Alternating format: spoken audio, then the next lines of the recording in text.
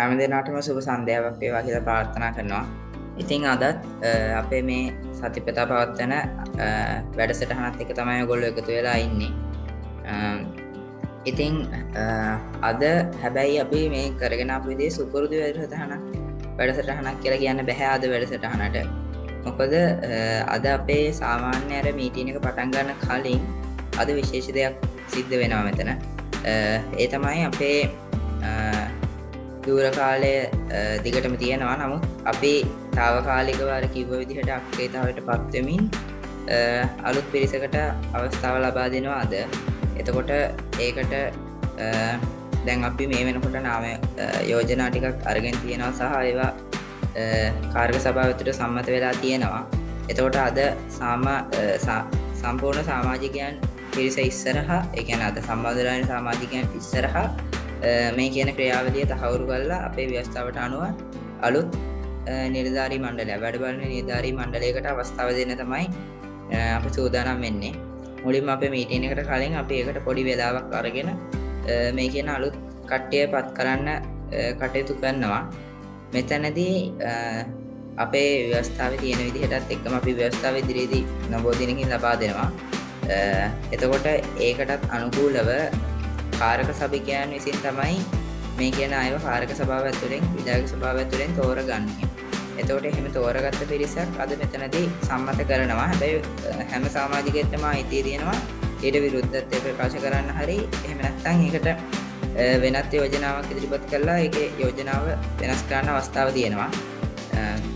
හැබැයි මම හිතන්නේ එහෙම අවශ්‍යතාවයක් එයි කියලා. මොකද ඕගොල්ලෝ ගොඩක්ම කැමති වෙයි මේ අපි ඉදිරිපත් කරන්න හරි කියලා අපි හිතනවා. මොකද අපි හැමෝම කැමති නීති තීරණයක් තමයි ගත්තේ. වැඩි දෙනෙක්ගේ ඡන්දයෙන් සම්මත කරගත්ත යෝජනා තමයි මෙතන දැන් ඉදිරිපත් වෙන්නේ. නමුත් ඕගොල්ලන්ට ඒක වෙනසක් වෙන්න ඕන කියලා හිතෙනවා නම් ඒකට අවස්ථාව තියෙනවා. ඉතින් එහෙනම් දැන් අපි අපේ නව කාර්යක සභාව, නව නිලධාරී මණ්ඩලය, විධායක සභාව, ඒ කියන්නේ කාර්යක සභාවට වඩා පොඩ්ඩක් උඩින් තියෙන එක තමයි විධායක සභාව. සංගමයේ සම්පූර්ණ බලය සහ මෙහෙයවීම, පරිපාලනය කියන දේවල් වල අයිතිය තියෙන්නේ මේ කියන විධායක සභාව. එහෙම නැත්නම් නිලධාරී මණ්ඩලය කියලා සාමාන්‍යයෙන් අපි දන්න විදිහට කිව්වොත්. ඉතින් එතකොට අද අපි මෙතන වැඩ බලන සභාපති, වැඩ බලන ලේකම්, උපලේකම් මේ කියන විදිහට පහළට මුළු ඒ දුරාවලිය සම්පූර්ණ වෙනකම්ම මෙතනින් පත් කර ගන්නවා. ඉතින් මම දැන් එහෙනම් අපේ මේ කාර්යක සභික මෙතන සම්බන්ධ වෙන කාර්යක සභිකයන්ට අවස්ථාව දෙනවා තමන්ගේ යෝජනා ඉදිරිපත් කරමින් අපේ මේ කටයුතු ඉදිරියට කරගෙන යන්න. එහෙනම් දැන් අපි බලමු අපිට ඉදිරිපත් වෙන යෝජනා දිහාට යමු.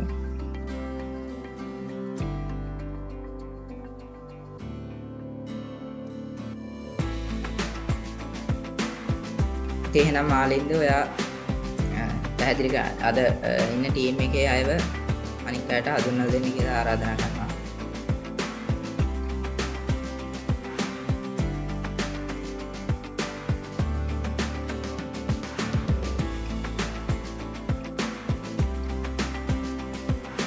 සියලු දෙනාටම යලිත් වාරයක් සුබ සන්ධ්‍යාවක් ප්‍රාර්ථනා කරනවා. ඉතින් සීවලි කනිෂ්ඨ විද්‍යා සංගමයේ කාර්යක සභාව විසින් මෙහෙයවන තවත් වැඩසටහනකට තමයි ඔබ මේ අපිත් එක්ක සම්බන්ධ වෙන්නේ.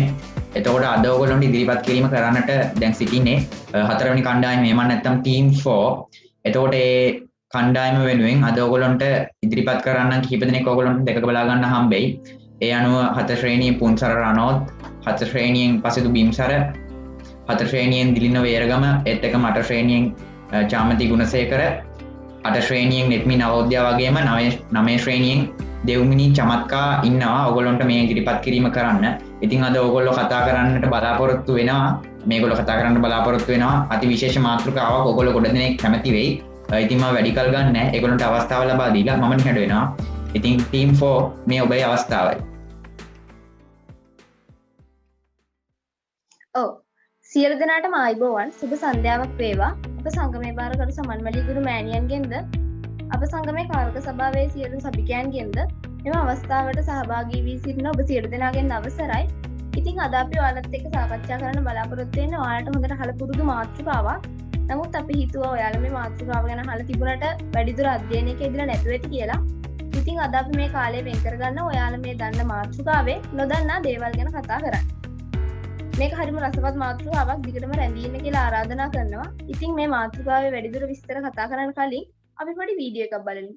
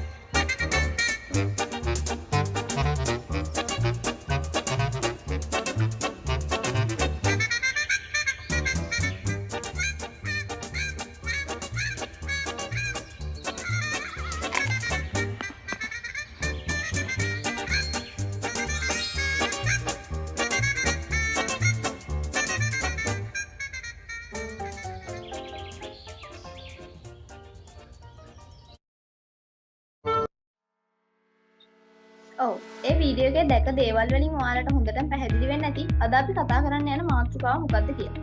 ඉතින් ඔයාලා හිතපු විදියටම අපි අද කතා කරන්න යන්නේ ගුරුත්වාකර්ෂණය ගැන. මේ ගුරුත්වාකර්ෂණය කියන ස්වභාවික සංසිද්ධිය පැහැදිලි කරගන්න අපි මෙන්න මෙහෙම උදාහරණයක් ගමු. ඔයා වලක් හාරන. හැබැයි මේ වල හාරන්නේ ඔයා හිතන තරම් ගැඹුරකට නන් නෙමෙයි. කොච්චර දුරට මේ වල හාරනවද කිව්වොත් ඔයා පටන් ගන්න තැන ඉඳලා පෘථිවියේ එහා පැත්තෙන් එළියට එන්න පුළුවන් තරමට. ඒ කියන්නේ දෙවෙනි ඡායාරූපය දැක්වෙන තරමටම දිග වල ඔයා හාරන. ඊට පස්සේ මෙච්චර මේ තරම් ගැඹුරු වලක් හාරලා ඔයාර වල හාරන්න පටන් ගත්ත තැනින් මේ වලට පනින. මෙහෙම පනින ඔයාට මොකද්ද වෙන්නේ? මෙහෙම පනින ඔයාට ඉතා විශාල වේගකින් පෘථිවියේ ගැඹුරට යන්න අවස්ථාව ලැබෙනවා. ඉතින් මෙහෙම ටිකින් ටික ඉතා විශාල වේගයෙන් පෘථිවිය අභ්‍යන්තරයට යන ඔයා ටිකින් ටික ලං වෙන්නේ පෘථිවියේ මධ්‍ය ලක්ෂයට. ඉතින් මේ මධ්‍ය ලක්ෂයට ලං වෙන වාරයක් ගානේ ඔයාගේ වේගය තව තවත් වැඩි වෙනවා. ඉතින් මේ වැඩි වෙන වේගය නිසාම ඔයාට බැරි වෙනවා මේ පල්ලෙහාට යන ගමනේදී මධ්‍ය ලක්ෂය ගාවින් නවතින්න. ඔයා දැන් මධ්‍ය ලක්ෂය පහු කරගෙන තව තවත් ඉස්සරහට යනවා. හැබැයි මේ මධ්‍ය ලක්ෂයෙන් එහාට යන වාරයක් ගානේ ඔයාගේ වේගය එන්නම අඩු වෙනවා. එක්තරා අවස්ථාවකදී ඒ කියන්නේ පෘථිවියේ එහා පැත්තෙන් එළියට එන්න ඔන්න මෙන්න කියලා තියෙද්දි ඔයාට සිද්ධ වෙනවා ඔයාගේ ගමන නවත්තන්න. ඒකට හේතුව තමයි මොකක්දෝ ඇහැට නොපෙනෙන බලවේගකින් ඔයාව පිටිපස්සට හදින්න. ඉතින් ඔයාට දැන් මේ බලයේ ප්‍රබලත්වය නිසාම ඔතනින් එහාට එක අඩියක්වත් තියන්න හම්බෙන්නේ නැහැ. ඔයා නැවතත් පෘථිවියේ මධ්‍ය ලක්ෂය දෙසට ඇදිලා එනවා. අර කලින් වුණා වගේම මධ්‍ය ලක්ෂය ගාවට එද්දී ඔයාගේ වේගය තව තවත් වැඩි. ඉතින් මේ වැඩි වෙන වේගය පාලනය කරගන්න බැරි නිසා ඔයා නැවතත් මධ්‍ය ලක්ෂය පහු කරගෙන එහාට යනවා. ආයෙත් ටික දුරක් යද්දී මේ මධ්‍ය ලක්ෂයෙන් ඔයාව එයාගේ පැත්තට අදිනවා. ඉතින් ආයෙත් අර වේගය වැඩි වෙලා ඔයා නැවතත් මධ්‍ය ලක්ෂය පහු කරගෙන යනවා. මේ විදියට ඔයා 100,000 වාරයක් පෘථිවියේ මධ්‍ය ලක්ෂය හරහා එහා මෙහා ගමන් කරනවා. නමුත් මේ ගමන් කරන වාරයක් ගානේ ඔයා මධ්‍ය ලක්ෂයෙන් එහාටත් මෙහාටත් යන දුර එන්නම අඩු වෙනවා. අන්තිමේදී කොහොම හරි ඔයාට සිද්ධ වෙනවා පෘථිවියේ මධ්‍ය ලක්ෂය ගාවින් නවතින්න. ඔයාට එතනින් එහාට යන්නත් බෑ මෙහාට යන්නත් බෑ. ඒ කියන්නේ දැන් ඔයාගේ වේගය බිඳුව. මේ ඔයාට එහාට ඒ කියන්නේ මේ පෘථිවිය මේ මධ්‍ය ලක්ෂයෙන් එහාට යන්න දෙන්නේ නැති. එයාගෙන් ඈතට යන්න දෙන්නේ නැති. එයා පැත්තට මැදලා තියාගන්න මේ ඇහැට නොපෙනෙන බලවේගය මොකක්ද? මේකට අපි කියනවා ගුරුත්වාකර්ෂණය කියලා. මේක මේ අපිට ප්‍රායෝගික ජීවිතේදී අත්හදා බලන්න බැරි දෙයක් කියලා බැලු බැලමටම පේනවා. අපි මේක පැහැදිලි කරගන්න ඕන නිසා තමයි මේ උදාහරණය ගත්තේ. ඊළඟට ගුරුත්වාකර්ෂණය යන්නේ අපිට මේක සරලවම මෙන්න මෙහෙම නිර්වචනය කරන්න පුළුවන්. ගුරුත්වාකර්ෂණය යනු යම් දෙයක ස්කන්ධයට සමානුපාතික බලයකින් භෞතික වස්තුන් විසින් එකිනෙකා ආකර්ෂණය වන ස්වභාවික සංසිද්ධියක්. සරලවම කිව්වොත් ගුරුත්වාකර්ෂණය කියලා කියන්නේ වස්තුවකට බරක් දීලා ඒ වස්තුව පල්ලෙහාට අතෑරියහම මේක පා නොවි බිමට වැටෙන සලස්වන බලය. ඒ වගේම මේ ගුරුත්වාකර්ෂණය විශ්වයෙහි පවතින ග්‍රහලෝක, තාරකා, චක්‍රාවාට වගේම බොහෝ අභ්‍යවකාශ වස්තුන්ගේ පැවැත්මට හේතු වෙනවා. ඊළඟට අපි කතා කරන්න බලාපොරොත්තු වෙන්නේ මේ ගුරුත්වාකර්ෂණය කියන මාතෘකාව ගැන කතා කරද්දී කතා නොකරම බැරි දෙයක් ගැන. මේක තරමක් සංකීර්ණ මාතෘකාවක්. අපි සරලව පැහැදිලි කරනවා. මේක තමයි නිව්ටන්ගේ විශ්ව ගුරුත්වාකර්ෂණ නියමය. ඔයගලන්ට දැන් ස්ක්‍රීන් එකේ පේනවා සමීකරණයක්. මේක තමයි මේ නිව්ටන්ගේ විශ්ව ගුරුත්වාකර්ෂණ නියමය කියලා කියන්නේ. F කියන්නේ ස්කන්ධ දෙක අතර ඇතිවන ගුරුත්ව බලය. G කියන්නේ ගුරුත්වාකර්ෂණ නියතය.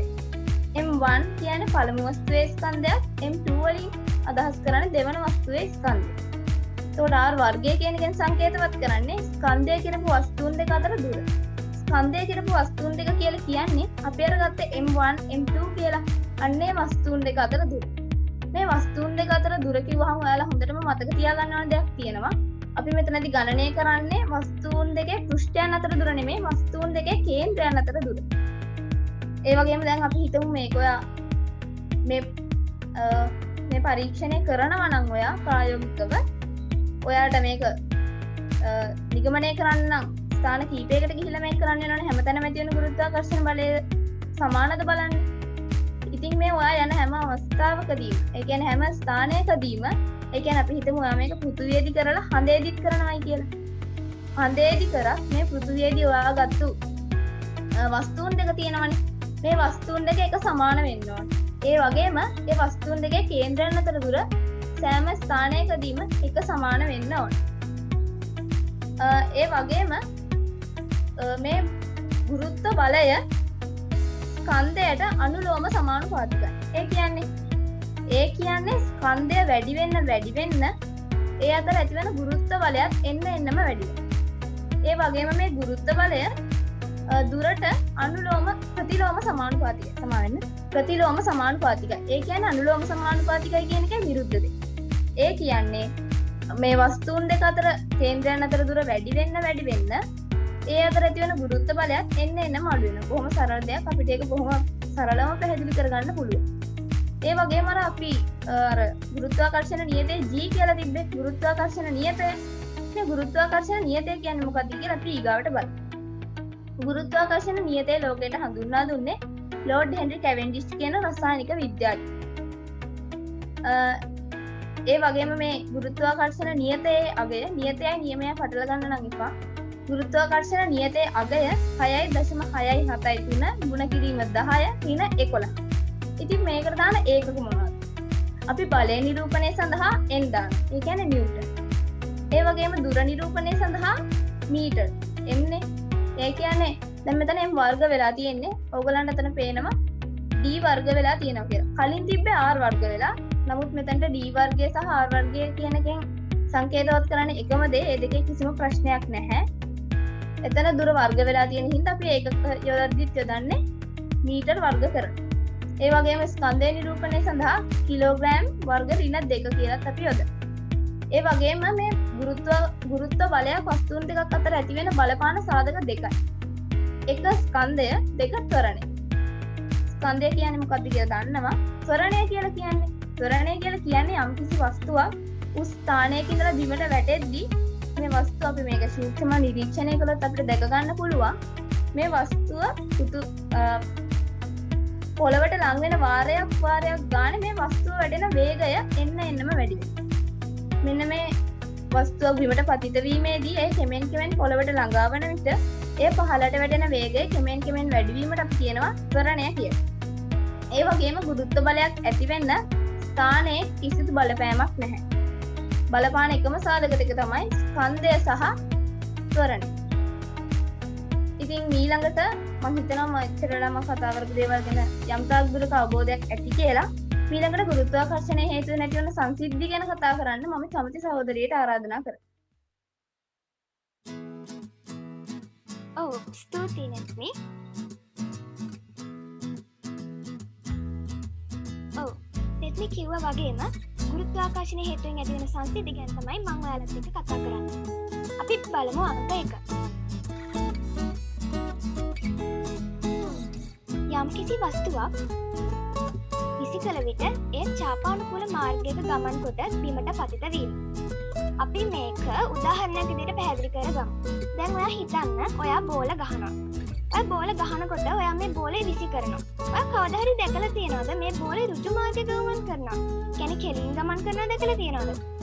කොහොමදවත් එහෙම වෙන්න විදිහක් නැහැනේ. යම්කිසි වස්තුවක් විසිකර විට ඒ චාපානුකූල මාර්ගයක, ඒ කියන්නේ සරලවම කිව්වොත් වක්‍රාකාර මාර්ගයක තමයි ගමන් කරන්නේ. ඉතින් ඔයාලට තේරෙනවා බිමට පතිත වීමේදී කොහොමත් මේක චාපානුකූල මාර්ගයක ගමන් කරන්න ඕනි. ඉතින් අපිට මේකට බෝලයක් උදාහරණයට ගන්න ඕනෙත් නෑ. කවපෙත්ත විසිකිරීම, යගුලේ විසිකිරීම වගේ අවස්ථාවක් මතකට ගත්තත් මේක පැහැදිලි කරගන්න පුළුවන්. ඇයි මේ බෝලෙට ඍජුව ගමන් කරන්නේ නැතුව වක්‍රාකාරව ගමන් කරන්න සිද්ධ වුනේ? එහෙම සිද්ධ වුණේ ගුරුත්වාකර්ෂණය නිසා. ඉතින් ගුරුත්වාකර්ෂණය ගැන කතා කරද්දී අපිට කතා නොකරම බැරි සංසිද්ධියක් තමයි මේ යම් වස්තුවක් විසි කරාම ඒක චාපානුකූල මාර්ගයක ගමන් කිරීම. ඉතින් ගුරුත්වාකර්ෂණය සංසිද්ධියක් තමයි මේක. ඊළඟ එක.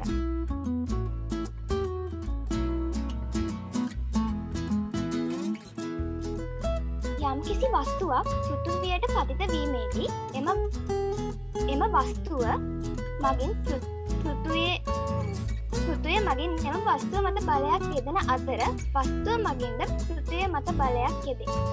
ඔයාලා දන්නවා පෘථිවි මධ්‍ය ලක්ෂය විසින් ගුරුත්වාකර්ෂණ බලයක් යොදවනවා හැම වෙලේම.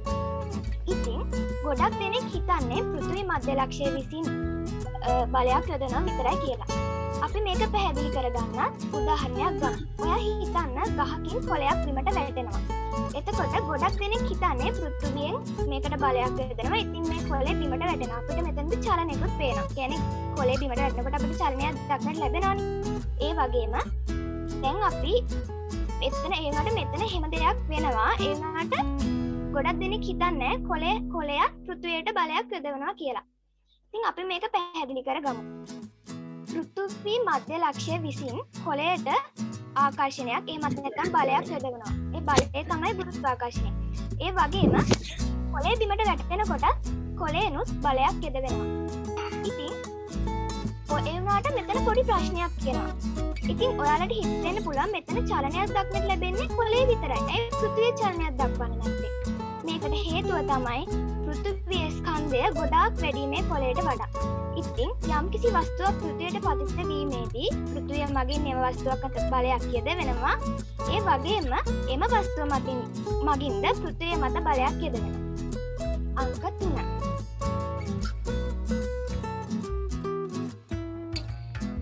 පුද්ගලයෙක් සිටින විට ලැබෙන උසෙහි අගයට වඩා බිම දිගා වී සිටින විට ලැබෙන අගය වැඩි. ගොඩක් දෙනෙක්ට මේක පුදුම හිතෙන කරුණක් වෙන්න පුළුවන්. ඒ වුණාට ගුරුත්වාකර්ෂණය ගැන ඉගෙනගත්තු කෙනෙක්ට මේක පුදුම හිතෙන කාරණාවක් නෙවෙයි. අපි බලමු මේක වෙන්නේ කොහොමද කියලා. දැන් අපි මෙතන උස විදිහට ගන්නේ ඒ පුද්ගලයාගේ හිසේ සිට, ඒ කියන්නේ හිස් මුදුනේ සිට දෙපතුල දක්වා තියෙන දිග එහෙමත් නැත්නම් උස. අපි බලමු මේක වෙන්නේ කොහොමද කියලා. අපි දන්නවා පෘථිවි මධ්‍ය ලක්ෂය විසින් හැම වෙලේම අපව පහළට ඇද ගන්න ගමන් තමයි තියෙන්නේ. ඉතින් ඔයා හිටගෙන ඉන්නකොට ඔයාගේ ශරීරයේ මුළු ස්කන්ධයම ඔයාගේ කකුල් දෙකට තමයි එන්නේ. ඉතින් මේකෙදි සිද්ධ වෙන්නේ මෙහෙමයි. ඔයාගේ මාංශ පේශි ටිකක් තද වෙනවා. මොකද කකුල් දෙක තමයි ඔයාගේ මුළු ස්කන්ධයම දරාගෙන ඉන්නේ. ඉතින් එතකොට අපි බලමු දැන් බිම දිගා වෙලා ඉන්නකොට කොහොමද? බිම දිගා වෙලා ඉන්නකොට ඔයාගේ මුළු ස්කන්ධයම මුළු ශරීරයටම සමව බෙදිලා යනවා. එතකොට ඒ වුණාට ඔයා හිටගෙන ඉඳිද්දි ඔයාගේ කකුල් දෙකට තමයි ඔයාගේ මුළු ස්කන්ධයම දරාගෙන ඉන්න වෙලා තියෙන්නේ. ඉතින් මේකෙදි මාංශ පේශි තදවීමක් සිද්ධ වෙනවා ගුරුත්වාකර්ෂණය නිසා. ඉතින් මේකෙදි අපි සූක්ෂමව නිරීක්ෂණය කරලා බැලුවොත් ඔයාගේ හිටගෙන ඉන්නකොට උසට වඩා ඔයා බිම දිගා වෙලා ඉන්නකොට තියෙන උස පොඩ්ඩක් වැඩි. හැබැයි මේක හොඳටම සූක්ෂමව නිරීක්ෂණය කරන්න ඕනේ. එතකොට තමයි අපිට මේක දක්නට ලැබෙන්නේ. අංක 4.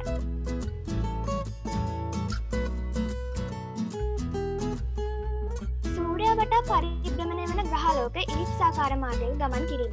අපි මුලින්ම කතා කරා ඔයාලට මතක ඇති යම්කිසි වස්තුවක් විසිකිරීමේදී ඒක චාපානුකූල මාර්ගයක ගමන් කරනවා කියලා. ඒ සංසිද්ධියත් මේකට අදාළ වෙනවා.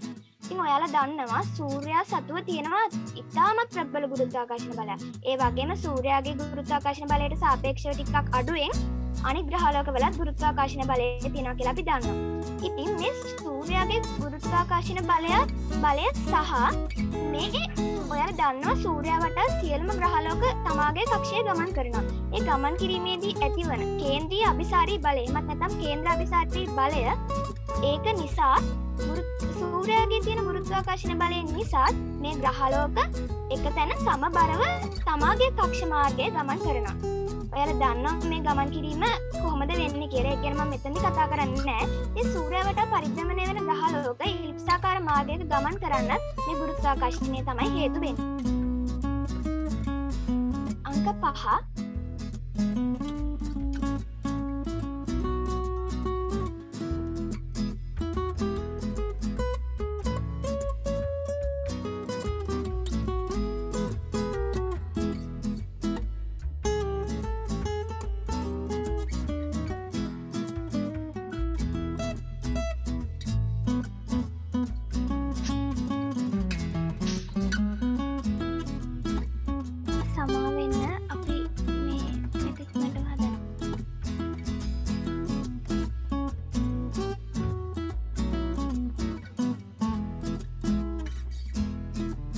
සම්මා වෙන්න සිදු තාක්ෂණික දෝෂය අනුව දිලින කිව්වාගේම සිදු තාක්ෂණික දෝෂයට සමාවයි දෙනවා. අපි ඊළඟට ඊළඟ යමු. අපි අංක 5 ගැන තමයි කතා කරගෙන හිටියේ. ග්‍රහලෝක වටා චන්ද්‍රයන් පරිභ්‍රමණය වීම. අපි මුලින්ම කතා කරා වගේ අපි මීට කලින් සංසිද්ධිය කතා කරා සූර්යයා වටා ග්‍රහලෝක ඉලිප්සාකාර මාර්ගයක ගමන් කිරීම. ඒක වගේම පොඩ්ඩක් වෙනස් සංසිද්ධියක් තමයි මේක. ග්‍රහලෝක වටා චන්ද්‍රයන් පරිභ්‍රමණය වීම. මෙතනට චන්ද්‍රයන්ම විතරක් නෙමෙයි ඉතින් අපි උපග්‍රහයන් කියලා ගත්තත් ඒක හරි. අපි දන්නවා චන්ද්‍රයාගේ ගුරුත්වාකර්ෂණ බලයක් තියෙනවා. ඒ වගේම පෘථිවියේ ගුරුත්වාකර්ෂණ බලයක් තියෙනවා. ඉතින් අර මම කලින් කියපු කේන්ද්‍රීය අභිසාරී බලයත් මේ ගුරුත්වාකර්ෂණ බලයත් නිසා ග්‍රහලෝක වටා චන්ද්‍රයන් පරිභ්‍රමණය වෙනවා. ඉතින් මේකටත් අනිවාර්යයෙන්ම ගුරුත්වාකර්ෂණ බලය ඕනේ. අංක 6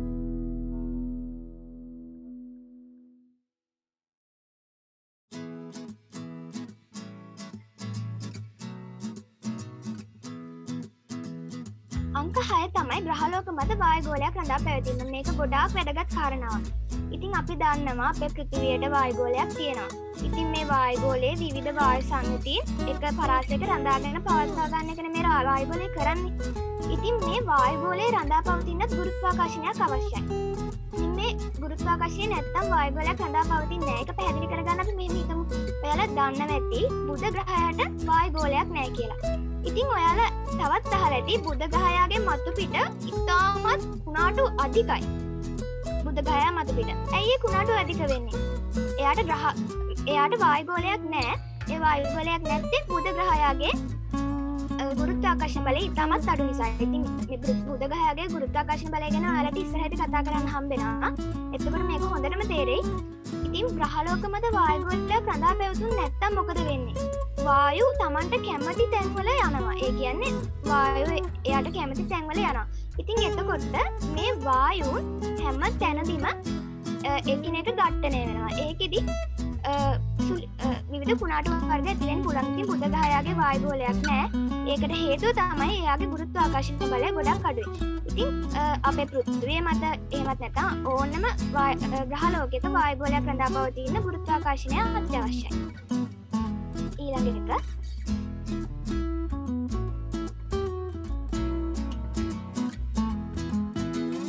ග්‍රහලෝක තාරකාවැනි අභ්‍යවකාශ වස්තුන් ගෝලාකාර වීම. අපි මේකට කියනවා හයිඩ්‍රොස්ටැටික් ඉක්වලිබ්‍රියම් කියලා. ඉතින් මේක ගැන කතා කරද්දී අපි දන්නවා ඕනෑම ග්‍රහලෝකයක එහෙම ග්‍රහ වස්තුවකට ගුරුත්වාකර්ෂණ බලයක් තියෙනවා. ඒ වුණාට අපි මෙතනදී අදාළ කරගන්නේ විශාල ග්‍රහ වස්තුන් විතරයි. ඒකට ගන්න පුළුවන් අපිට ග්‍රහලෝක තාරකා ඒ වගේ දේවල්. උපග්‍රහයන් එයාලා ගන්න පුළුවන්. අපි දන්නවා උපග්‍රහයන් උනත් ගෝලාකාරයි. ඒ වුණාට අපි දන්නවා උල්කාපාත කියන දේවල් වැඩි ගෝලාකාර නෑ. ඒක විවිධ හැඩවල් වලින් තියෙනවා. ඉතින් අපිට මෙතනදී අදාළ කරගන්න පුළුවන් වෙන්නෙම විශාල ග්‍රහ වස්තුන් ගැන විතරයි. ඉතින් අපි දන්නවා හැම ග්‍රහලෝකයකටම හැම ග්‍රහ වස්තුවකටම ගුරුත්වාකර්ෂණ බලයක් තියෙනවා. ඉතින් මේ ගුරුත්වාකර්ෂණ බලය වැඩිපුරම තියෙන්නේ මධ්‍ය ලක්ෂය කේන්ද්‍ර කරගෙන. ඉතින් මේ මධ්‍ය ලක්ෂය විසින් ඒ ග්‍රහවස්තුවේ සියලුම පෘෂ්ඨයන්ට එක හා සමානව ගුරුත්වාකර්ෂණ බලයක් යොදවනවා. මේ එක හා සමානව යොදන ගුරුත්වාකර්ෂණ බලය නිසාම තමයි මේ හැම ග්‍රහ වස්තුවක්ම ගෝලාකාර වෙන්නේ. ඉතින් ග්‍රහලෝක තාරකා වගේ අභ්‍යවකාශ වස්තුන් ගෝලාකාර වෙන්නත් බලපාන්නේ ගුරුත්වාකර්ෂණය තමයි. ඒ වුණාට අපි මෙතනදී හොඳට මතක තියාගන්න ඕනි මෙතනට අදාළ කරගන්නේ විශාල ග්‍රහ වස්තුන් පමණයි. මොකද කුඩා ග්‍රහ වස්තුන්ගේ ගුරුත්වාකර්ෂණ බලය අඩුයි. ඒවායේ ස්කන්ධයන් අඩු නිසා. එතකොට ග්‍රහලෝක තාරකා වගේ අභ්‍යවකාශ වස්තුන් ගෝලාකාර වෙන්නත් ගුරුත්වාකර්ෂණය තමයි බලපාන්නේ. ඊළඟ එක උදම් රැළ නිර්මාණය වීම. මේ උදම් රැළ වලට අපි කියනවා වඩදිය බාධිය කියලා. ඉතින් මේ උදම් රැළ නිර්මාණය වෙන්නත් ගුරුත්වාකර්ෂණය බලපාන කොහොමද කියලා අපි නිකන් උදාහරණයක් විදිහට ගමු. අපේ ලංකාවේ උදම් රැළ නිර්මාණය වෙන වෙලාව අපි මෙහෙම හිතමු. ඔයාලා හැමෝම දන්නවා චන්ද්‍රයා අපි සරල භාෂාවෙන් කතා කරොත් එම හඳ පායන්නේ නැහැනේ හැම වෙලෙම මුළු ලෝකෙටම එකපාර හඳ පායන්නේ නැහැනේ. ඒක අපි දන්නවා. දැන් අපිට මේ වෙලාවේ හඳ පායලා තිබුණාට ඔයාලා හිතන්නේ ඇමරිකාවේ මේ වෙලාවට හඳ පායනවද නැහැනේ. එහෙම නෑ. ඒ කියන්නේ එක ප්‍රදේශයකට එක වෙලාවකට විතරයි හඳ පායන්නේ. ඒක අපේ ගමන් ඒ කියන්නේ අපේ ග්‍රහලෝකවල චන්ද්‍රයාගේ වගේ ගමන් මාර්ග අනුව තමයි ඒක සිද්ධ වෙන්නේ. ඒ කියන්නේ මම කතා කරන්නේ නෑ. ඉතින් අපි හිතමු අපේ ශ්‍රී ලංකා ප්‍රදේශයකට උදම් රැළ නිර්මාණය වෙන වෙලාව මේක වෙන්නේ මෙහෙමයි. දැන් අපි දන්නවා චන්ද්‍රයා හැම වෙලෙම මොකක් හරි පෘථිවිය මොකක් හරි ස්ථානයකට ලං වෙමින් තියෙන්නේ. ඉතින් චන්ද්‍රයා පෘථිවියට ලං වෙනකොට ඒ චන්ද්‍රයාගේ තියෙන ගුරුත්වාකර්ෂණ බලය හේතුවෙන් පෘථිවියේ සාගර සහ මුහුදවල තියෙන ජලය හෙලට අදිනවා. අදින්නේ චන්ද්‍රයාගේ ගුරුත්වාකර්ෂණ බලය. ඉතින් මේ අදින රළ ඉතාමත් සැඩ බවින් යුක්තයි. එහෙම වෙන්න ඕනිනේ. මොකද ඒක ගොඩක් උඩට එස වෙනවනේ. ඉතින් මේ උදම් රැළ නිර්මාණය වෙන්න ගුරුත්වාකර්ෂණ බලය තමයි ප්‍රබලම මෙහෙම ඒ කියන්නේ ගොඩක්ම බලපාන ගුරුත්වාකර්ෂණ බලය. ඉතින් මේ උදම් රැළ ඇතිවීමෙන් ඔය ගම් ඔයවල් වගේ ප්‍රදේශ යට වෙනවා. ඉතින් මේ චන්ද්‍රයා නිසානේ මේක වෙන්නේ. චන්ද්‍රයාගේ බැසයාමත් එක්ක අනිවාර්යයෙන්ම උදම් රැළ නැති වෙන්න ඕනේ. මේ වඩදිය බාධිය ඇති වෙන්නේත් මේ චන්ද්‍රයාගේ බැසයාම සහ නැගීම නිසානේ. ඉතින් මේ උදම් රැළ සාමාන්‍යයෙන් පැය 3ක් 4ක් වගේ කාලයක් තිබිලා බැහැලා යනවා. ඉතින් උදම් රැළ නිර්මාණය වෙනත් බලපාන්නේ ප්‍රධාන වශයෙන්ම චන්ද්‍රයාගේ ගුරුත්වාකර්ෂණ බලය. ඊළඟ අන්තිම සංසිද්ධිය අපිට ගන්න තියෙනවා චන්ද්‍රිකාවක් කක්ෂගත කරගෙන තබා ගන්න. අපි දන්නවා චන්ද්‍රිකාවක් කක්ෂගත කිරීමේදී චන්ද්‍රිකාව කක්ෂයට ආවම චන්ද්‍රිකාව ඉතාමත් වේගෙන් මේ කක්ෂය ගමන් කරනවා. ඉතින් මේ ගමන් කිරීමේදී මම මුලිනුත් කතා කරා අපිට ගොඩක් කතා කරන්න වෙනවා මේ කේන්ද්‍රීය අභිසාරී බලය. මේ ගමන් කිරීමේදී ඇතිවන ප්‍රබල කේන්ද්‍රීය අභිසාරී බලය සහ අපේ පෘථිවියේ තියෙන ගුරුත්වාකර්ෂණ බලය දෙකම සමබරව පවත්වාගෙන යාමෙන් තමයි චන්ද්‍රිකාවක් කක්ෂගත කරගෙන තබා ගන්න පුළුවන් වෙන්නේ. ඉතින් ගුරුත්වාකර්ෂණය නැති වුණොත් කොහොමදවත් චන්ද්‍රිකාවක් කක්ෂගත කරගෙන තබා ගන්න බැහැ අපිට. ඒ වගේම මේකට කේන්ද්‍රාභිසාරී බලයක් ඕනේ චන්ද්‍රිකාවක් කක්ෂගත කරගෙන තබා ගන්න. ඉතින් මම හිතනවා ඔයාලට ගුරුත්වාකර්ෂණය පිළිබඳව තව සංසිද්ධි තියෙනවා. ඒ වුණාට අපිට ප්‍රධාන වශයෙන්ම ගන්න පුළුවන් මේ සංසිද්ධීන් කිහිපය. ඉතින් මම හිතනවා ඔයාලට තේරෙන්නේ නැති කියලා ගුරුත්වාකර්ෂණ පිළිබඳ තියෙන සංස්කෘතිය වගේ මම හිතනවා ඔයාලට තේරෙන්නේ නැති කියලා අපේ මේ මුළු විශ්වයේම රඳා පවතින අනිවාර්යයෙන්ම ගුරුත්වාකර්ෂණ බලය අවශ්‍ය වෙනවා කියලා. ඊළඟට විවිධ ග්‍රහ වස්තුන් සහ ගුරුත්වාකර්ෂණය බලපාන ආකාරය ඒ වගේ දේවල් ගැන කතා කරන්න මම ආරාධනා කරනවා දේව්මිනිස් සහෝදරයට. ස්තුතියි. ඔව් ඊට පෙර කුඩා නිවැරදි කිරීමක් කරන්නට අවශ්‍යයි.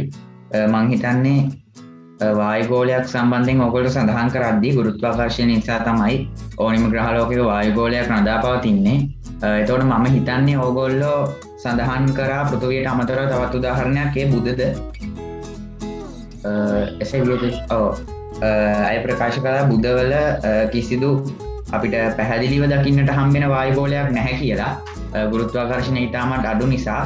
එතකොට මං හිතන්නේ ඔයා කිව්වා ඒ නිසා ඒක කුණාටු දකින්නට ලැබෙනවා කියලා. එහෙම නේද? ඔව් මෙහෙමයි. ඒක පොඩි වැරද්දක් තියෙනවා. හරිද? දැන් ඇත්තටම කුණාටුවක් කියන්නේ වායුන්ගේ මොකක් හරි වෙනස් වීමක් නිසා ප්‍රබලව අපිට ඇති වෙන කාලගුණික සංසිද්ධියක් වගේ දෙයක් කුණාටුවක් කියන්නේ. එතකොට කිසිම වායුගෝලයක් නැත්නම් කිසිදු කුණාටුවක් දක්නට ලැබෙන්නේ නැහැ. ඒ කියන්නේ බුද්ධවල ඇත්තනම කාලගුණික සංසිද්ධීන් වෙනුවට සුළුසුළු උල්කාපාත වැටීම් ඒත් එක්කම උල්කාපාත ඝට්ටණය වීම ඒත් එක්කම දූවිලි වල පොඩි අංශු සැලවීම වගේ දේවල් තමයි දක්න ලැබෙනවා කියලා කියන්නේ. ඉතින් ඒ කරුණ පොඩ්ඩක් ඕගොල්ලෝ මතක තියාගන්න.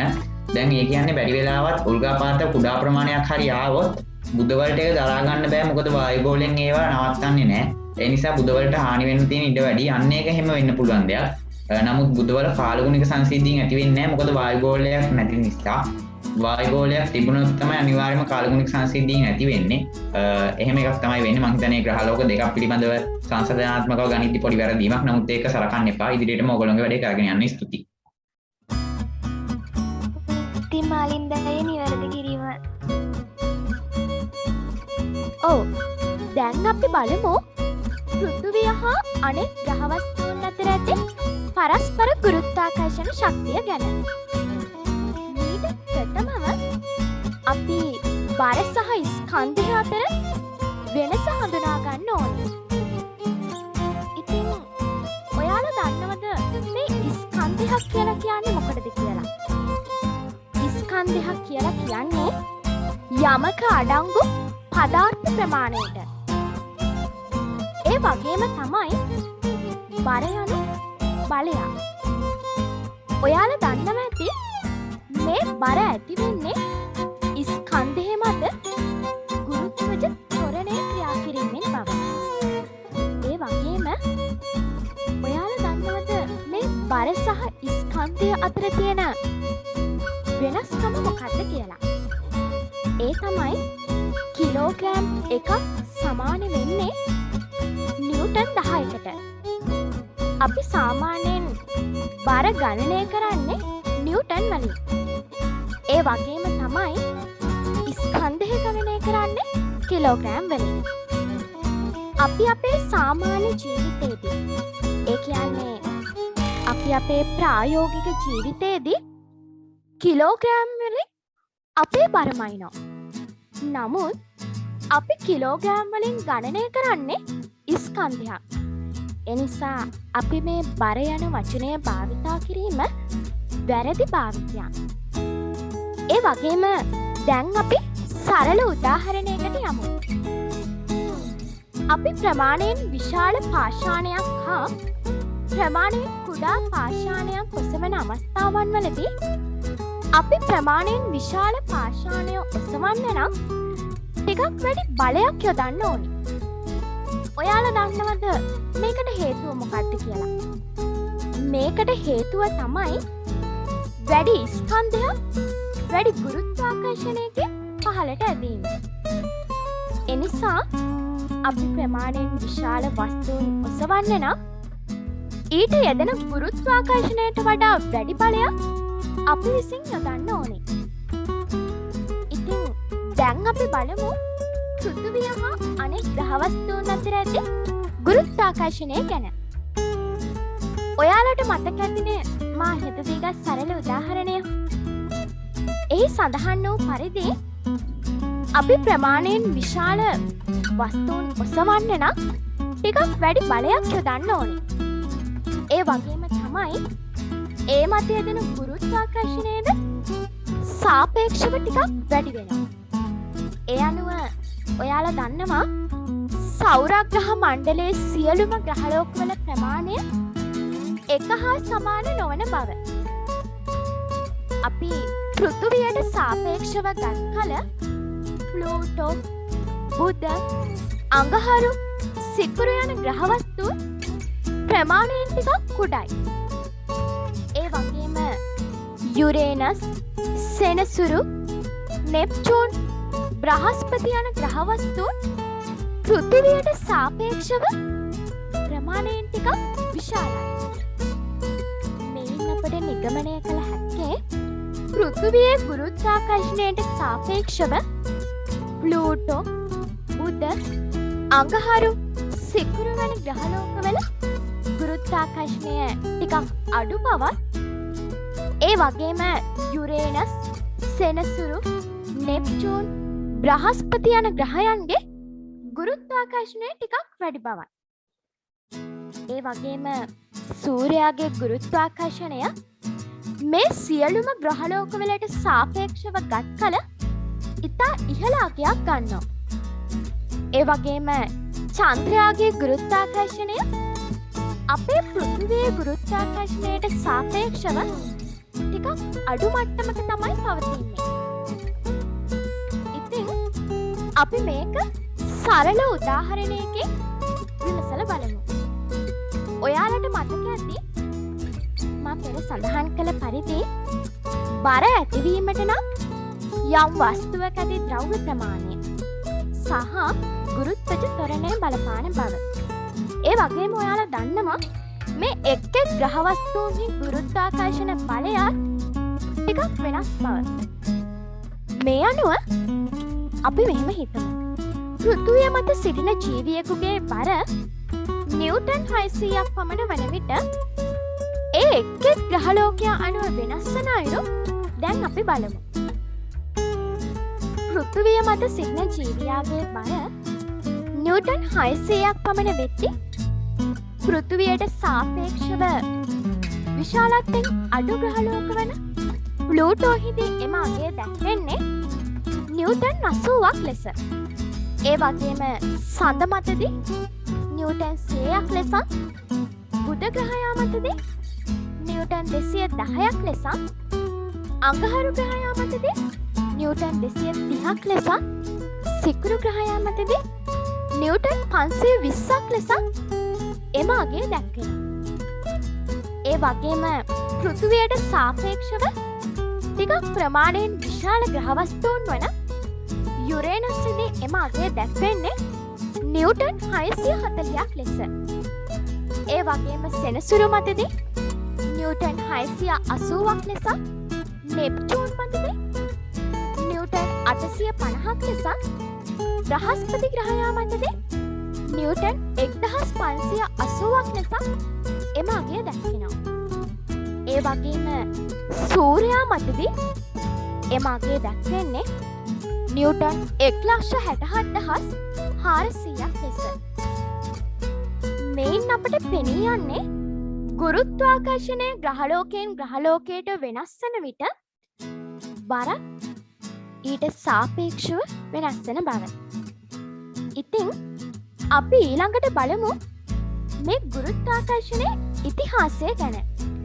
ඒ කියන්නේ මේ ගුරුත්වාකර්ෂණය සොයාගත්තේ කවුරුන්ද කියලා දැන් අපි බලමු. ඉතින් මේක ගැන වැඩිදුර තොරතුරු කතා කරන්න මම දිලින මල්ලිට ආරාධනා කරනවා. ඔව් බොහොම ස්තුතියි දෙව්මිනියක්කේ. අපි බලමු මේ ගුරුත්වාකර්ෂණ ඉතිහාසය පිළිබඳව. මේ ගුරුත්වාකර්ෂණය ගැන මෙච්චර වෙලා කතා කරපු දේවල් පටන් ගත්තේ කොහෙන්ද? ඒ ගැන. මුලින්ම අපි බලමු ගුරුත්වාකර්ෂණය හොයාගත්තේ කවුද කියලා.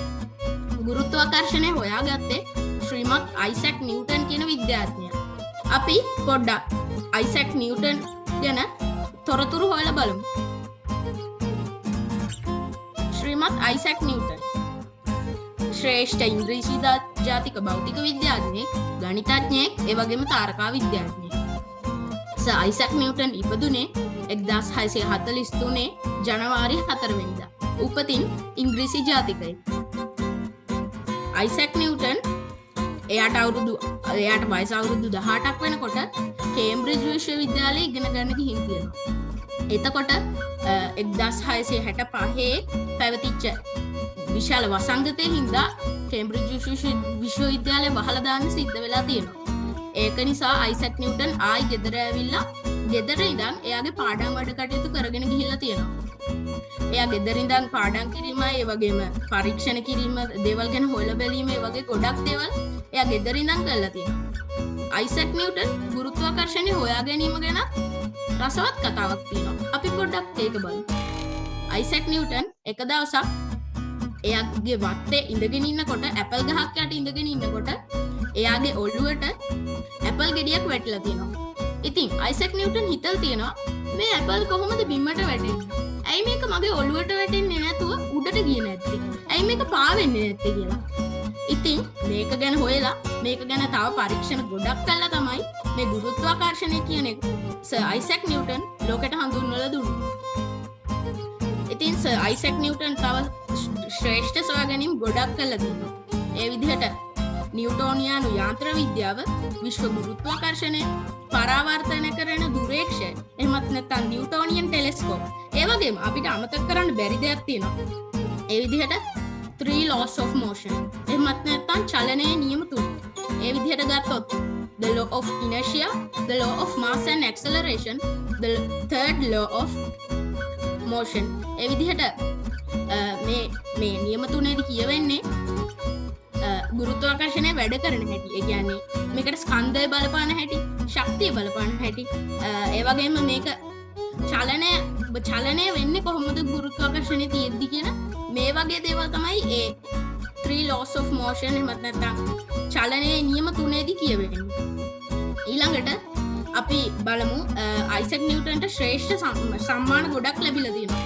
ඒ විදිහට FRS එහෙමත් නැත්නම් Fellowship of the Royal Society 1672 තව නයිට් පදවිය 1705 ඒ විදිහට මේ වගේ ශ්‍රේෂ්ඨ සොයා ගැනීම් ගොඩක් කරපු අයිසැක් නිව්ටන් 1727 මාර්තු 31 වෙනිදා වයස අවුරුදු 84ක් වෙනකොට එංගලන්තෙදි මිය ගිහින් තියෙනවා.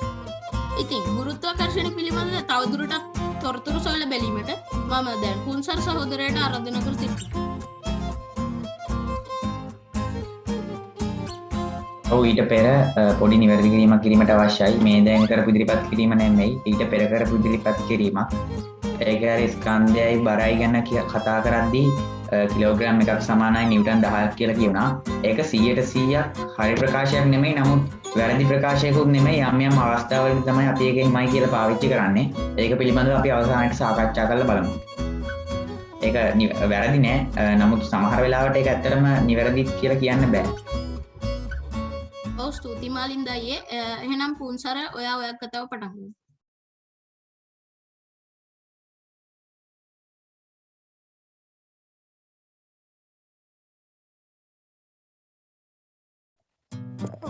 ගුරුත්වාකර්ෂණ පිළිබඳ මුල් පරීක්ෂණය කළේ කවුද?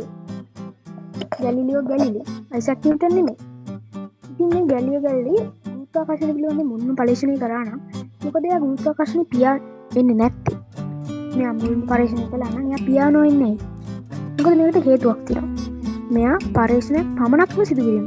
ඒ කියන්නේ මෙයා පරීක්ෂණ පමණක් සිදු කොට ඒ පිළිබඳ න්‍යායක් එහෙම නැත්නම් ගුරුත්වාකර්ෂණ පිළිබඳ මතයක්වත් පළ නොකර සිටීම. ඒ කියන්නේ මොහු පරීක්ෂණයක් පමණක් සිදු කිරීම.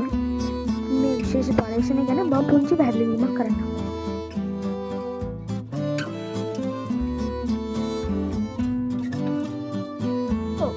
ඊළඟට ගැලීලියෝගේ පරීක්ෂණ. එයාගේ පරීක්ෂණය තමයි පීසා කුළුණ. රාශියන්සිය වශයෙන් ප්‍රසිද්ධ විද්‍යාඥයා ගැලීලියෝ ගැලීලි පීසාහි ඇලෙන කුළුණ. නැත්නම් ඉතාලියේ පීසා කියන නගරේ තියෙන ඇලවෙන කුළුණ මත සිට ප්‍රසිද්ධ පරීක්ෂණයක් කළා. මොකද්ද මේ? විශාල ස්කන්ධයක් සහිත වස්තුවක් සහ කුඩා ස්කන්ධයක් සහිත වස්තුවක් එකවර එකම මොහොතකදී බිම හෙලෙනවා. ඉතින් මේකේ ඔහුගේ නිරීක්ෂණය වුණේ මොකද්ද? ඉතින් ඔහුගේ නිරීක්ෂණය වුණේ වස්තු දෙකම. ඒ කියන්නේ විශාල වස්තුවයි කුඩා වස්තුවයි එකම මොහොතකදී පතිත වීම. ඔහුගේ නිරීක්ෂණය. ඉතින් මේක ඉතාලියේ සිටි මිනිසුන්ගේ ඉතාමත් විශේෂ දෙයක්. මොකද ඒගොල්ලන්ගේ පෙර මතය වුණේ විශාල වස්තුව බර නිසා ඉක්මනින් පති වෙනවා කියලා. නමුත් ඒක වෙනස් වුණා. ඒ මිනිසුන්ගේ මතය වෙනස් වුණා. ඒ මිනිස්සුගේ මතය වෙනස් වුණා. ඉතින් මේ පරීක්ෂණයට හේතුව මම පැහැදිලි කරන්නම්.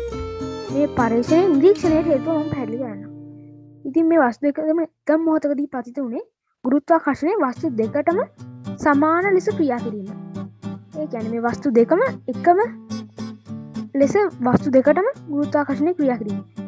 ඉතින් මේ වස්තු දෙකම එකම විදිහකට කොච්චර ස්කන්ධය අඩු වුණත් කොච්චර ස්කන්ධය වැඩි වුණත් මේක වෙනස් වෙන්නේ නැහැ. ගුරුත්වාකර්ෂණය සමාන ලෙස සෑම වස්තුවකටම ක්‍රියා කරනවා. සුළු සුළු වෙනස්කම් තියෙනවා. නමුත් සෑම වස්තුවකටම සමාන ආකාරයකට වෙනස් සමානම ආකාරයකට ක්‍රියා කරන්නේ මේ ගුරුත්වාකර්ෂණය. ස්කන්ධයේ බලපෑමක් වෙන්නේ සමාන ලෙස ක්‍රියා කරනවා. ඊළඟට මේ පරීක්ෂණයෙම ගගනගාමී ඩේවිඩ් ස්කොට් ඇපලෝ ගගනගාමී ඇපලෝ 15 ගගනගාමී ඩේවිඩ් ස්කොට් කරනවා. ඉතින් මේ පරීක්ෂණයම මේ ගැලිලියෝගේ පරීක්ෂණය නැවතත් ඇපලෝ 15 අභ්‍යවකාශ මෙහෙයුමේදී ඩේවිඩ් ස්කොට් නම් ගගනගාමියා කරනවා. ඉතින් මේ පරීක්ෂණය අපි පොඩ්ඩක් නරඹමු.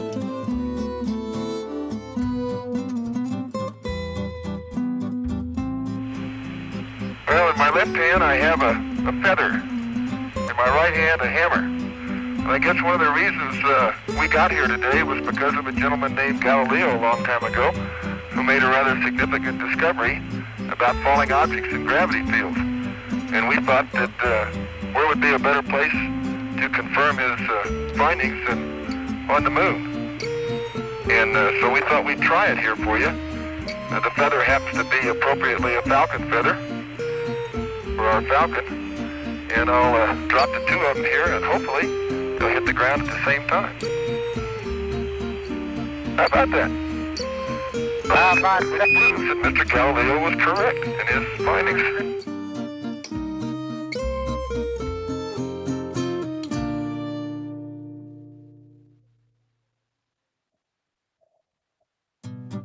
ඔව්. ඉතින් අපි දැන් දැක්ක ඇපලෝ 15 අභ්‍යවකාශගාමී ඩේවිඩ් ස්කොට් ඒ පරීක්ෂණය කරන ආකාරය. ඉතින් මේ ඇපලෝ අභ්‍යවකාශගාමී ඩේවිඩ් ස්කොට්ගේ නිරීක්ෂණයත් ඒකම තමයි. ඒක කොහොමද වෙන්නේ? ඔව්. මේ ඇපලෝ 15 අභ්‍යවකාශගාමී ඩේවිඩ් ස්කොට්ගේ පරීක්ෂණයත් ඒ විදිහටම වෙන්නේ. මේ හඬේදිත් ඒක ඒ ලෙසම ක්‍රියා කිරීම. මේක හැබැයි පෘථිවියේදී ගලොත් ටිකක් වෙනස් වෙනවා. මොකක්ද ඒකට හේතුව? ඒකට හේතුව තමයි පෘථිවියේදී පෘථිවියේ වායුගෝලයක් තිබෙනවා. ඉතා දැඩි වායුගෝලයක් තිබෙනවා.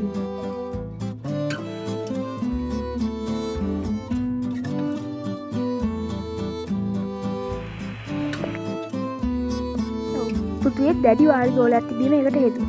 පිහාටෝ කියන දෙයට විශේෂ සැකස්මක් තියෙනවා. වැනි දේ තියෙනවා. ඒ වගේ විශේෂ සැකස්මක් තියෙනවා. මේ විශේෂ සැකස්මින් ඉඳලා වායුගෝලයෙන් උඩුකුරු තෙරපුමක් මේකට ලබනවා.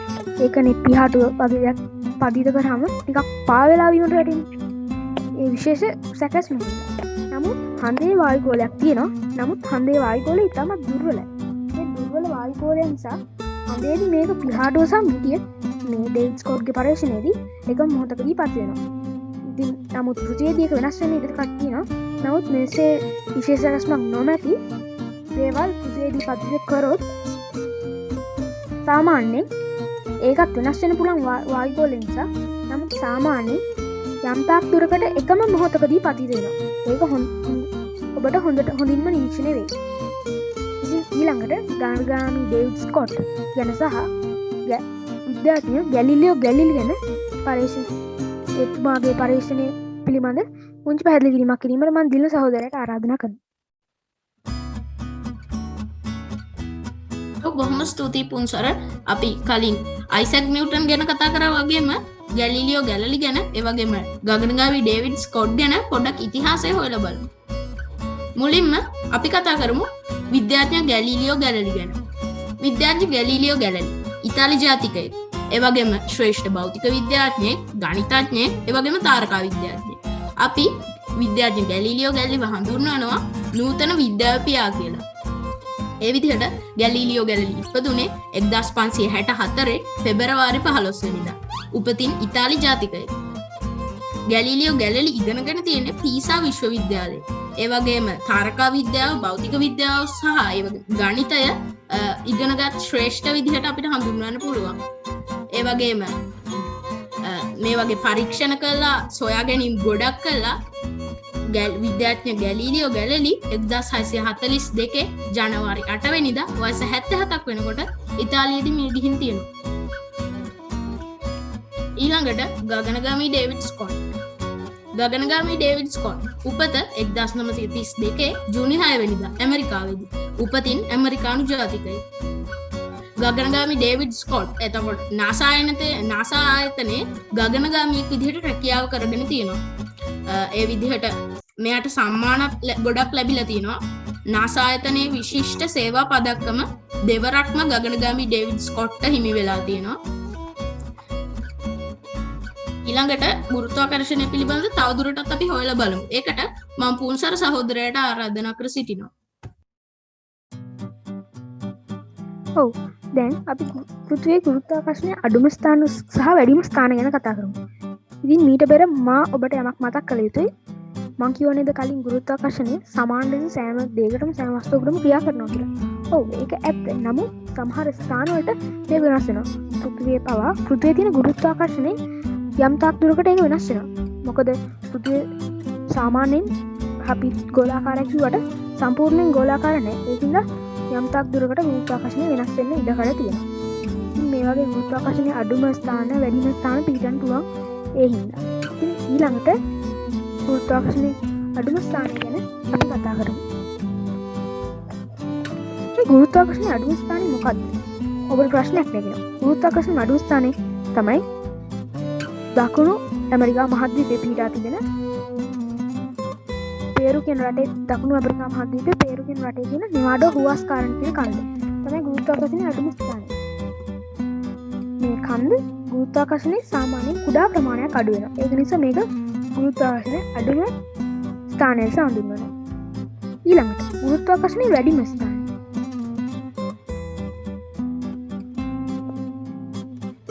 ඔව් ගුරුත්වාකර්ෂණයේ වැඩිම ස්ථානය තමයි සටහන් වන්නේ ආක්ටික් සාගරය. ඉතින් ගුරුත්වාකර්ෂණයේ වැඩිම ස්ථානය සටහන් වන්නේ ආක්ටික් සාගරයේ තමයි. ඉතින් මේ උත්තර ධ්‍රවයට ආසන්න සාගරය. ඊළඟට මම කතා කරන්න බලාපොරොත්තු වෙන්නේ මේ ගුරුත්වාකර්ෂණයට විරුද්ධ මත.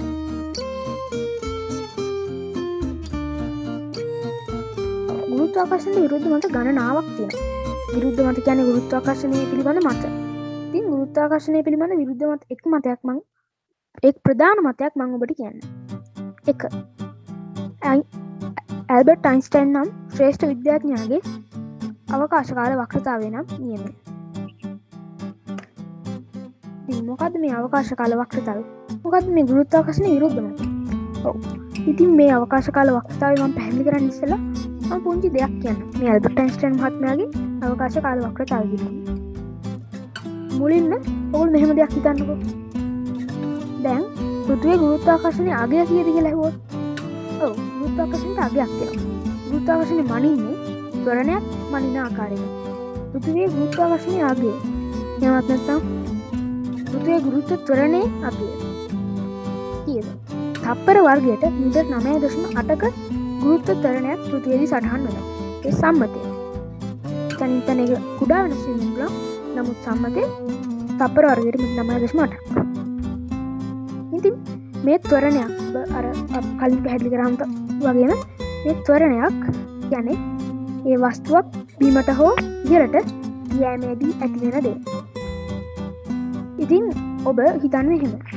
ඔබ දැන් අභ්‍යවකාශ යානයක් මත සාම්පූර්ණ රොකට් එකක් අස්සේ ඉන්නවා. අභ්‍යවකාශයේ මැද ඉන්නවා. ඉතින් ඔබ එකපාරට රොකට් එකේ පවර් එක වැඩි කරනවා. රොකට් එකේ පවර් එක වැඩි කරලා එකපාරට ඒක යවනවා තප්පර වර්ගයට මීටර් 9.8ක ත්වරණයක්.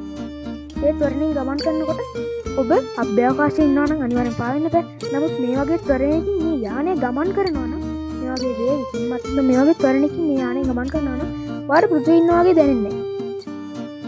පෘථිවියේ ඉන්නා වගේ වාට දැනෙනවා. මේකට හේතුව තමයි ඒ පෘථිවියේදී වාට ලැබෙන ත්වරණය ඒ මොහොතේදී ඒ අභ්‍යවකාශ යානයේදී ලැබීම. ඔයාට ඒ අභ්‍යවකාශ යානයේදී බෝලයක් අතහැරියොත් බෝලේ බිමට වැටෙන්නේ නැහනේ. පාවෙනවනේ බෝලේ. අභ්‍යවකාශ යානයක් නේ අභ්‍යවකාශණයක තියෙන්නේ. නමුත් මේ වගේ ත්වරණයක් ඒ කියන්නේ ඒ වගේ ත්වරණයකින් ගමන් කරන යානයකදී ඔබ ගමන් කරනවා. නමුත් බෝලයක් අතහැරියොත් බෝලේ පාවෙන්නේ නැහැ. බෝලේ බිමට වැටෙනවා. ඒ වගේ ත්වරණයක් වාට ලැබෙන නිසා.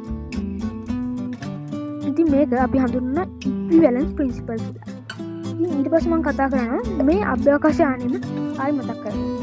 අභ්‍යවකාශ යානෙදී දැන් ඔයා පෘථිවිය වගේ හැසිරෙනවා. ඔයාට පෘථිවිය වගේම දැනෙනවා. ඉතින් නමුත් පුංචි වෙනසක් තියෙනවා පෘථිවියට සාපේක්ෂව. මොකක්ද ඒ වෙනස?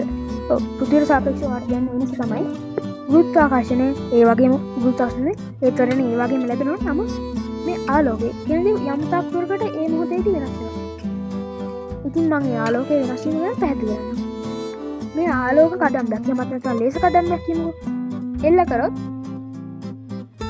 සාමාන්‍ය පෘථිවියේදී කොහොමද? පෘථිවියේදී ලේසර් කදම්බයක් හරි ආලෝක කදම්බයක් හරි එල්ල කරොත් කෙලින් රේඛාවක් ගමන් කරනවා. කෙනෙක් කෙලින් යනවා. නමුත් මේ මොහොතේදී මේ රොකට් එකේ ඉන්නදී ඔයාට ඒ ත්වරණයම ලැබෙනවා. ඒ වගේ අවස්ථාවකදී ඔයාට එහෙම දැනන්න නැහැ. ඒ වගේ ආලෝකය ගමන් කරන්න ඇහුවොත් ඔබ බුදුන් ඒ මොහොතේදී ආලෝකය වක්‍ර වෙනවා. කියන්නේ නැමෙනවා. දැන් මෙහෙම කෙලින් රේඛාවක ගමන් කරනවා නම් ඒක මේ වගේ වක්‍ර රේඛාවකට එනවා. ඒක හරිම පුදුම දෙයක්. මේකට හේතුවක් මේ ඇල්බර්ට් අයින්ස්ටයින් නම් ශ්‍රේෂ්ඨ විද්‍යාඥයා පැහැදිලි කරනවා. මේකට හේතුව කියලා එතුමා කියන්නේ අවකාශය. අවකාශය සහ කාලය කියන්නේ ඉතාමත් සංකීර්ණ විෂයක්. නමුත් මේක අපි සරලව පැහැදිලි කරගමු. අවකාශය අවකාශ කාලය ආලෝකයට සම්බන්ධ දෙයක්. ආලෝකයට සම්බන්ධ දෙයක් නිසා මේ ආලෝකය වක්‍ර වෙනවා. එහෙම තමයි එතුමා කියන්නේ. ඉතින් මේ අවකාශ කාලය වක්‍ර වීම නිසා තමයි මේ ආලෝකය වක්‍ර වෙන්නේ. ඉතින් අවකාශ කාලය වක්‍ර වීම කියන්නේ ගුරුත්වාකර්ෂණය ඇති කරනවලු මේ අයින්ස්ටයින් විද්‍යාඥයා කියන්නේ. ඉතින් ආලෝකය වක්‍ර වෙන්නේ කොහොමද කියලා මම ආයි පැහැදිලි කරන්නම්. මේ ඔයගොල්ලෝ දන්නත් ඉතින් බ්ලැක් හෝල් එකක් තමයි කළු කුහරයක් අසලදී ආලෝකය නැමෙනවා. කියන්නේ ආලෝකය අවශෝෂණය කරනවා. නමුත් ඊට ආසන්නයෙන් යනකොට කියන්නේ ගොඩක් දුරින් නමුත් ඒ ආසන්නයෙන් යනකොට ආලෝකය වක්‍ර වෙනවා කියන්නේ. ඒකට හේතුව මොකක්ද? ඒකට හේතුවත් මේක. ගුරුත්වාකර්ෂණය අධික ස්ථානයක් කියලා කියනවානේ මේ බ්ලැක් හෝල් එක.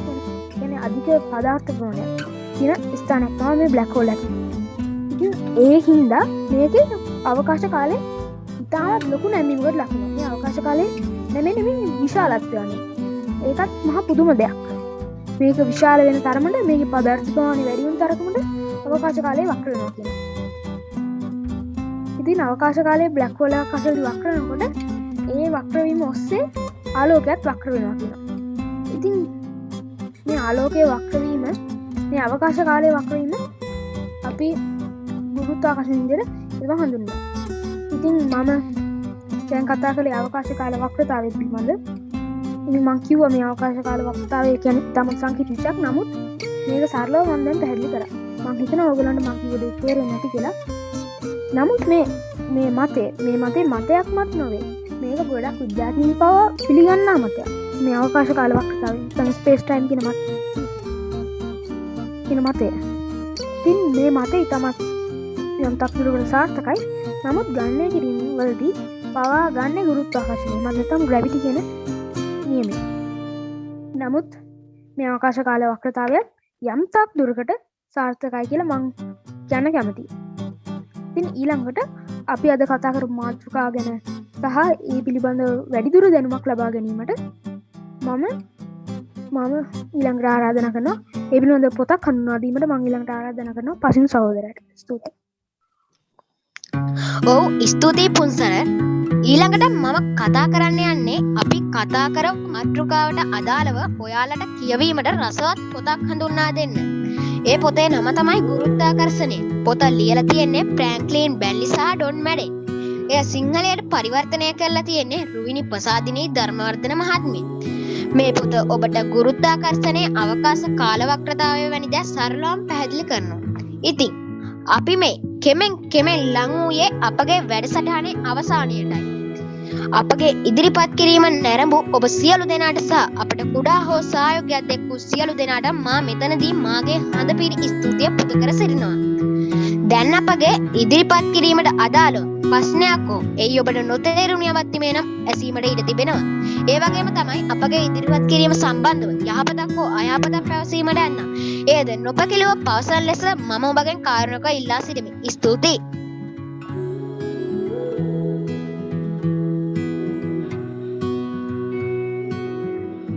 සවිර අපි අර මැගසින් එක පොඩ්ඩක් හඳුන්වා දීලා කියන හරි නේද? ටිකක් වෙලාත් ගියා. ඒගොල්ලොන්ගේ මැගසින් එකේ ඉදිරිපත් කිරීමට අවස්ථාව දෙමු. මම හිතන්නේ මාලින්ද පොඩ්ඩක් ඒක ගැන පැහැදිලි කරන්න වෙයි. මොකද ඒගොල්ලොන්ගේ ඉදිරිපත් කිරීම කෙනෙක් නැහැ. ඔව් අපිට මැගසින් එකේ ස්ක්‍රීන් ෂෙයා එකක් එහෙම ලබා ගන්න පුළුවන් වේද? ඔව් ඒ පුළුවන්.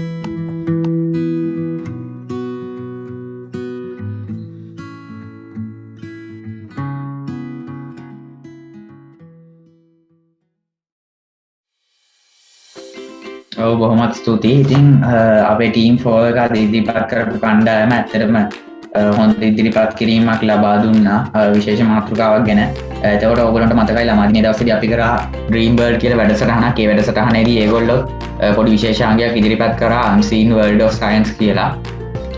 ලෝකයේ තියෙන අපි විද්‍යාවේ දැකමු නැති පැතිකඩයන් පිළිබඳව ඒගොල්ලෝ රූප පිළිබඳව සාකච්ඡා කරා. ඉතින් අද ඒගොල්ලොන්ගේ ඉදිරිපත් කිරීම මැගසින් එකක් විදිහට ඔයගොල්ලන්ට ලබා දෙන්නට සූදානම් වෙලා ඉන්නවා. ඉතින් මේ මැගසින් එකත් අපි හැදුවා වගේ flip HTML එකක් විදිහට ඔයගොල්ලන්ට ලබා ගන්න පුළුවන්. ඉතින් ලස්සන්ට වැඩේ කරලා තියෙනවා.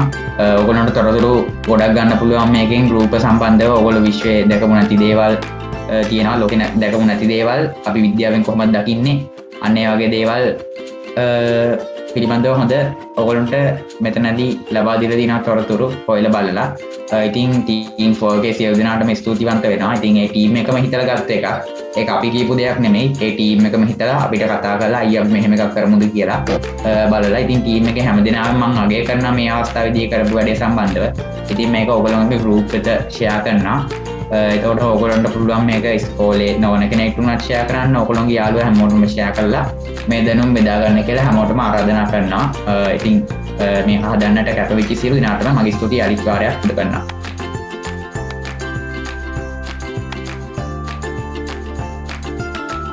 මම හිතන්නේ දැන් ඒකේ හැදිරි කිරීමක් ඇති. අපි මේක ඉවර වෙච්ච ගමන්ම දෙන්නේ නැහැ. පොඩ්ඩක් අපිට පොඩි වැඩක් තියෙනවා. ඒක පොඩ්ඩක් බලලා සහ මේක PDF පොඩක් ඉල්ලනවා. මොකද අපි කලින් මැගසින් එකක් දාද්දි PDF ඉල්ලලා තිබ්බ සමහරවිට මේ HTML එකෙන් බලන්න බෑ කියලා. ඒකත් අපි දෙන්න.